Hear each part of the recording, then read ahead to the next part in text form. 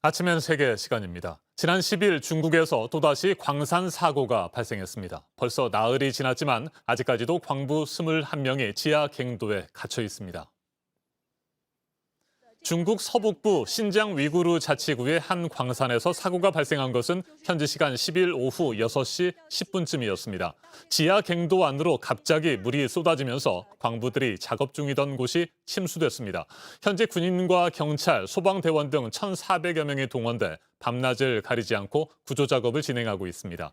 사고 당시 지하 갱도에는 29명이 머물고 있었는데 지금까지 구조된 사람은 8명에 불과합니다. 나머지 21명은 여전히 지하 1,200m 아래에서 힘겨운 사투를 벌이고 있습니다. 구조대원의 말 직접 들어보시겠습니다.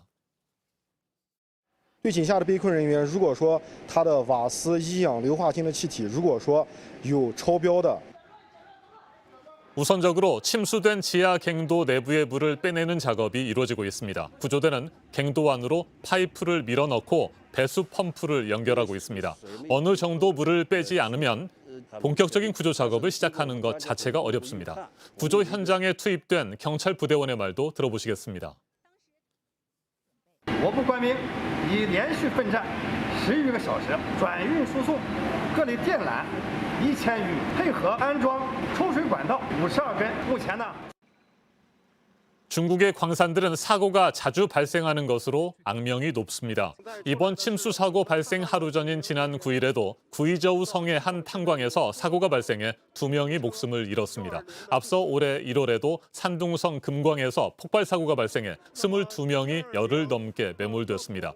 필사적인 구조 작업이 펼쳐졌지만 끝내 10명이 숨졌고 1명은 실종됐습니다. 지난해 12월과 9월에도 각각 23명과 16명의 광부가 갱도 내부에서 작업을 하다가 일산화탄소 중독으로 사망했습니다.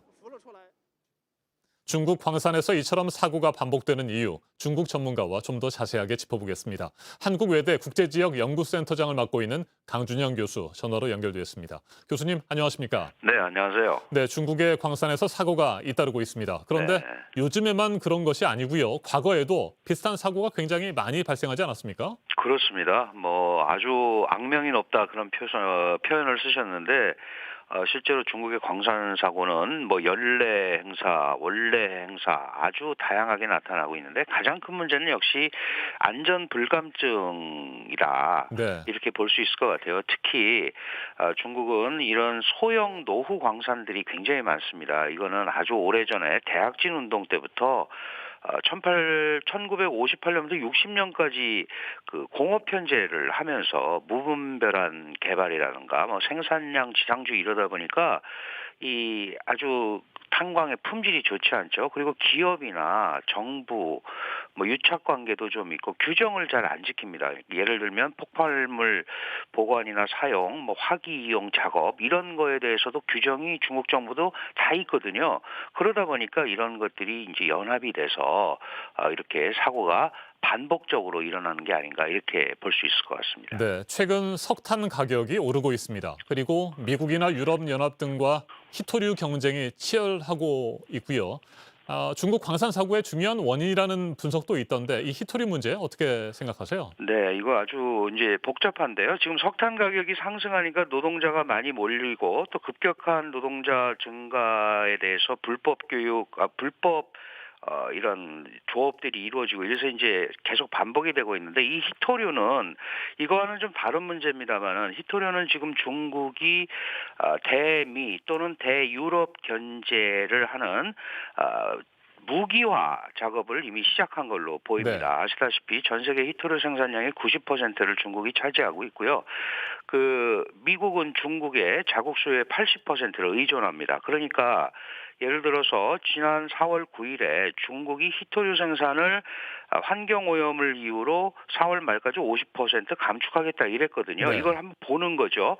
그러니까 결국은 중국이 향후에 지금 이미 국가 전략 물자로 희토류를 규정하고 있는데 이거를 정치적으로 또는 외교적으로 이용을 한다면 중국 대 미국, EU, 뭐 우리도 중국에서 40% 이상의 히토류를 수입합니다. 상당히 복잡한 국면으로 갈 가능성도 가지고 있다. 이렇게 봐야 될 것 같습니다. 네, 지난달 미국과 호주, 일본, 인도 4개국으로 구성된 안보협의체 쿼드의 첫 정상회의가 열렸습니다. 이때에도 중국의 히토류 지배력을 약화시키는 방안이 집중 논의됐는데 그렇다면 말이죠. 히토류 전쟁 앞으로 본격화될까요? 이게 이제 전략적으로 어떻게 결정을 하느냐의 문제인데요. 네. 사실은 그 중국의 히토류가 없으면 아직 그 히토류의 대체 기술이 개발되지 않은 상태거든요. 전 세계적으로.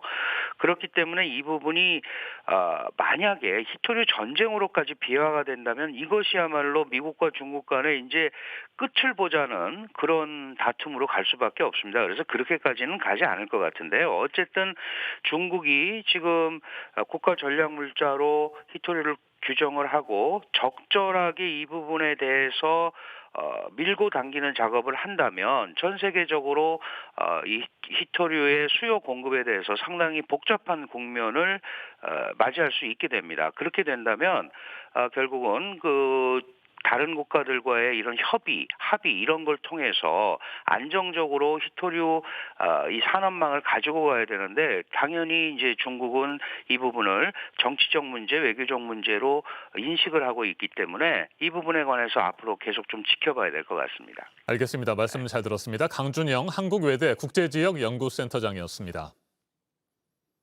중국 광산안전청에 따르면 지난해에만 광산 사고로 573명이 목숨을 잃었습니다. 2000년대 초반에는 광산 사고로 인한 사망자가 한 해 5,000명에 이르기도 했습니다. 중국 정부가 석탄과 히토류 등 자원 전쟁에만 몰두하고 광산업체는 이윤만 추구하는 상황이 계속된다면 중국 광산은 세계에서 가장 위험한 작업장이라는 오명에서 벗어나기 힘들다는 지적이 나옵니다. 지금까지 아침 현세계였습니다.